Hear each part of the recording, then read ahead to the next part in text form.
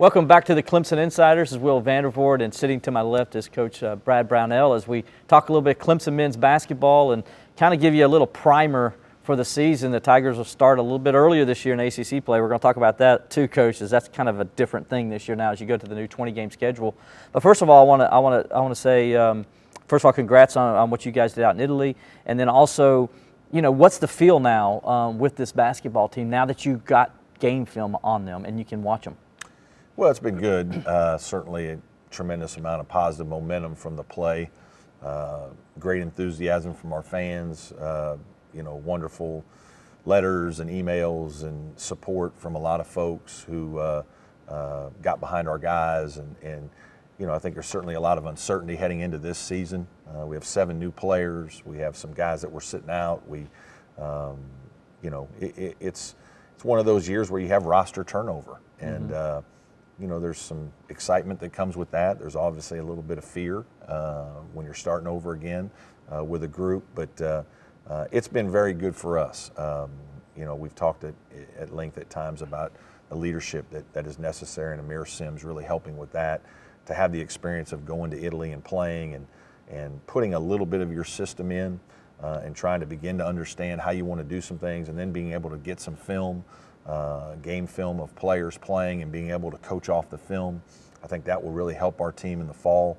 But then again, we understand that the ACC is a whole different animal, and the athleticism and speed that we're going to see in the ACC is not what we saw over in the World University Games. What we saw over there was very good execution, very good experience, good size, but we had advantages in speed and athleticism. And so we've got to get better at execution of how we run our stuff, what we're going to do to come together as a group. And that's still identifying how we want to play and the types of lineups that we got to have to be successful this season. And I imagine that's the advantage right there, is you win against those guys that are really good at executing.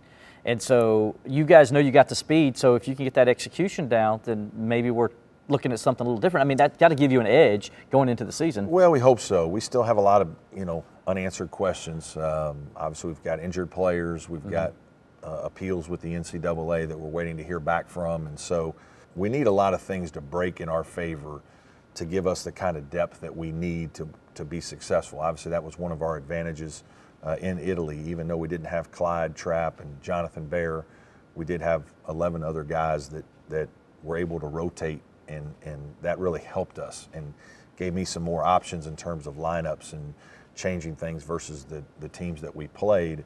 I think we're all anxious as a coaching staff to kind of figure out exactly who it is that's going to be a part of this year's team, and then we're going to have to make adjustments based on that. Speaking of that, who's going to be on this team? So where are we on with Kayvon and Nick, and where are we at right now? And is there a timeline for the NCAA to get that to you? Not really. I mean, I think we're just about finished with sending most of our paperwork in, and then you're just kind of a little bit at the mercy of the NCAA to wait for them to make a ruling. Hopefully that happens sooner rather than later so that we can prepare and get organized on some things. So we're just kind of really at a wait and see on that. A lot of people have asked me, because there are some new rules with the NCAA this year, are those guys because they kind of came in before the rule was set? Did they kind of go grandfather to the old one? I don't know how that's all going to be interpreted. I think we're all kind of, again, at a wait and see, and we're just going to hope for the best. How does the new rules now that they're in place, and it's really not new as much as the wording, and I would say has changed, how does that help manage your roster? I know that's been a big deal for you the last few years. I don't know how that's all going to, I think we're all kind of waiting to see what it all means. It's really a challenging time for the NCAA and for coaches, and just the nature of what this is, the transfer portal. And there's certainly an understanding. I've gained a greater understanding and maybe changed a little bit as a coach from the standpoint of we ask a lot out of our student athletes. We always have, but now probably even more. In basketball, we can work our guys out for 8 weeks in the summer. So really there is almost no off season. Our guys, about the most time they get off in a year is about 10 days. And that's from the end of the season to summer session to end of summer. I mean, you're not going to get much more than 1 or 2 10-day periods in a whole year. Other than that, you're basically working. And so it's understandable that a player who is playing 10 or 12 minutes a game, maybe as a junior, with all the time they're spending, 365 days a year almost, wants to play more.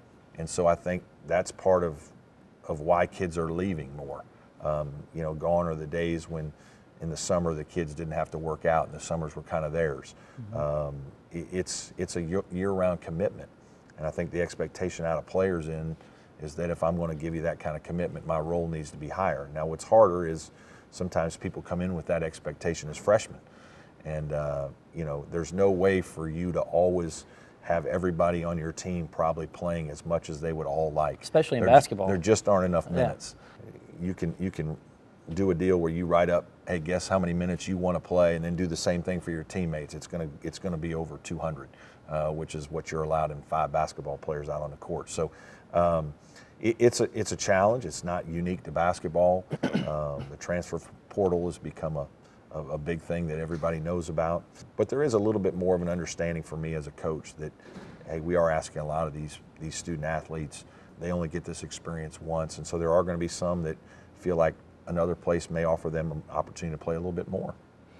It's refreshing to hear that because, you don't ever hear both sides of that, but you got a good angle looking at both sides. And does that help you sometimes when you're bringing in some of the transfers you've been able to bring in, that you kind of got an understanding of where they're at? Yeah, a little bit. I think sometimes, we've had some success in transfer recruiting for several reasons. I think number one is some of the kids were young men that we recruited really hard out of high school.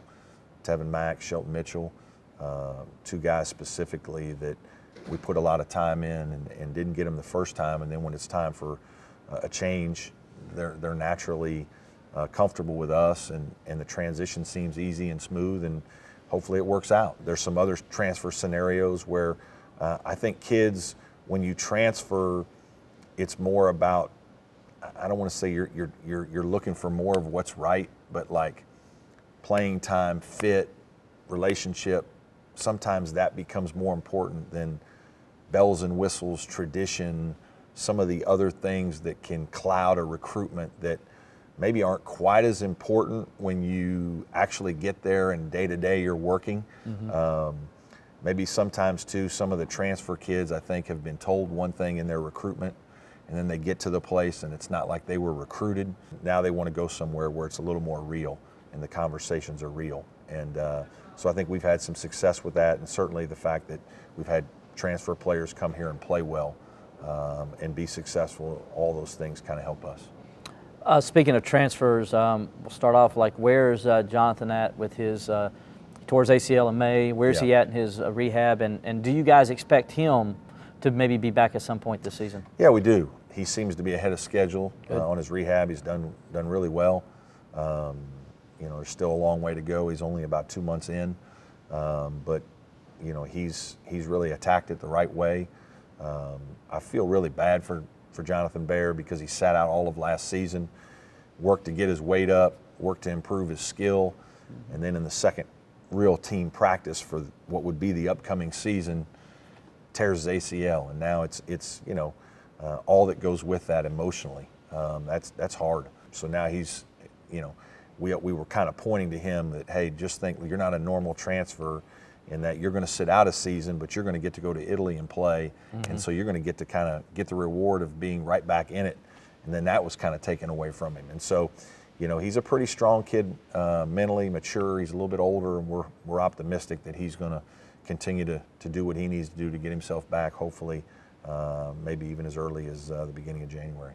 And then with him, you guys got, everything I heard coming out of here was he was really balling for you guys too, and helping you guys get ready for games and things like that. You were counting on him to kind of be a player. No, he was a guy who we certainly penciled in as a starter. He's 6'10". He was, about 220, 222 pounds, which was up a good bit for him.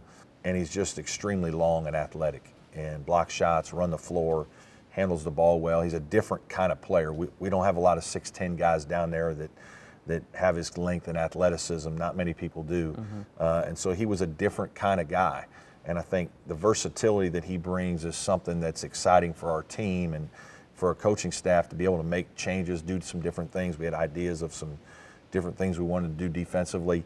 We had to put that on hold.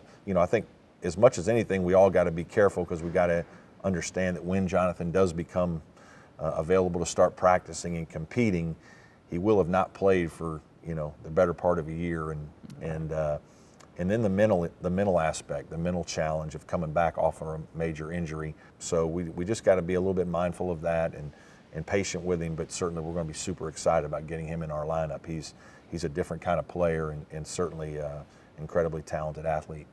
Clyde, where are we at with him? And I know his is obviously happened a month later. Where's he at? And then also, how did you guys keep him from getting too down? I mean, to happen the day before the trip and he can't go now all of a sudden, that's got to be hard. That's hard. It was hard. He's had to deal with a lot that way. He's doing okay. He's fine. It's early in the process with him. Seems to be on schedule. But yeah, that was really hard. Jonathan got to go with us because his knee was in good enough shape that they could that he could withstand the travel, and we could do some things with him on the road that we needed to have done in terms of rehab. Clyde was still at the stage where it basically happened a couple days before we left, so he couldn't go. There was swelling in the knee. We had to get the swelling out so that we could have the surgery.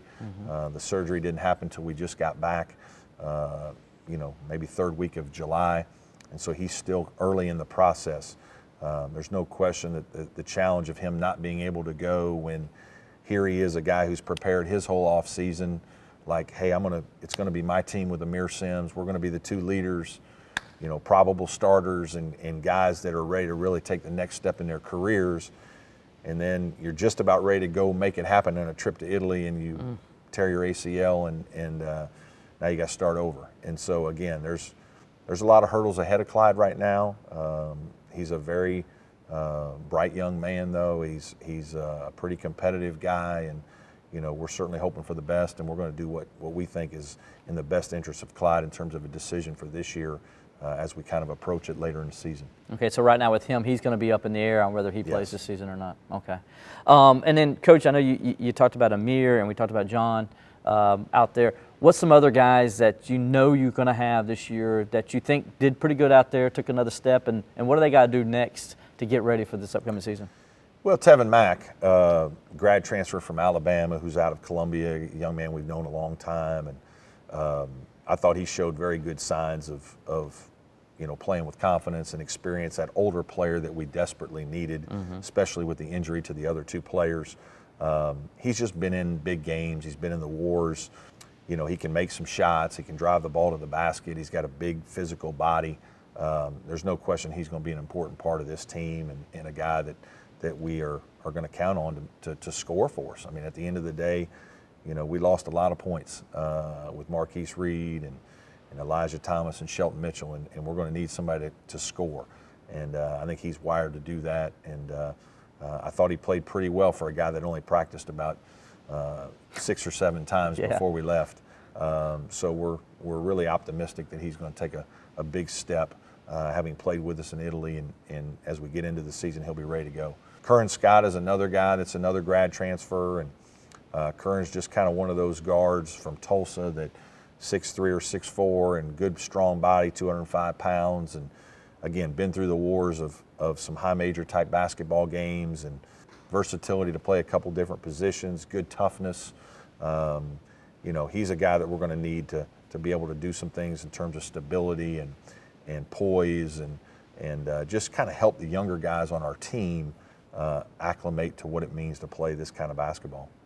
And then this year's a little different. We talked about at the very start, the ACC schedule. You're going to start in November against Virginia Tech to open up the season, not just the ACC, but you open up the season. How different is that your first game is a conference game as opposed to the way it's been the years past? Yeah, having 2 guys that are hurt and not going to possibly be back till January, I probably wish that the games weren't starting so soon, because we're going to have at least 3 games, I think it is, before Christmas or right around Christmas. Obviously, it's all spearheaded by the ACC network, the 20-game schedule. It wasn't that long ago when I first got here, we were playing 16 ACC games, bumped it to 18, and now we're going to 20. So it'll be interesting to see what that means for the league. Is beating up on each other better? Does that help you give an opportunity to get one extra win that could help you get into the NCAA tournament? I think, some teams like NC State and Clemson last year both finished 9-9, and felt like with nets 35 and below, that we both felt like our resumes were such that we could have deserved a bid. Maybe one more win in a league with 20 games will help that happen. I know as a coaching staff, in terms of the other head coaches in the ACC, we've all talked about that in league meetings, and we're optimistic that that'll be the case. There's a chance it could also work against you from the standpoint of now 2 more teams in your league are beating up on each other, and you don't know what that's going to mean. So I think we kind of a wait and see approach with that. There's no question that, almost 70% of your games now are league games. And so that's certainly more than a challenge.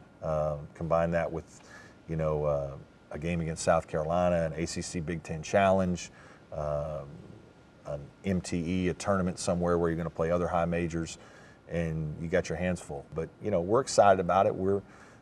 I do like the idea, if we're going to play 20 games, I like the idea of the first one, if everybody in the league is playing on that Tuesday and Wednesday night, of making a little bit of a statement that the ACC basketball season has started. Coach Sweeney doesn't always cooperate. He always plays well into January and keeps everybody's eye on football for a long time. So we've got to do more and more things to try to get the Clemson fan to understand that basketball started, and we're going to do that with the season opener against Virginia Tech. Well, I think winning a gold medal helps. I think it's going to get a lot of fans excited. I told Sweeney that. I did tell him Did that he's a national champ. We're international champs. No, you're world champs. Right. You're world champions, That's right. So you one-upped them. Not many people get to say they one-upped Dabo Sweeney at No, Clemson. they don't. So no, they don't. You've done that. So congratulations on that, Coach. And thank you guys for watching us. And we'll have more about Clemson basketball as the season gets closer and closer. Again, thanks, Coach Brad Brownell, for joining me today. I'm Will Vandervoort. We'll see you next time on the Clemson Insider.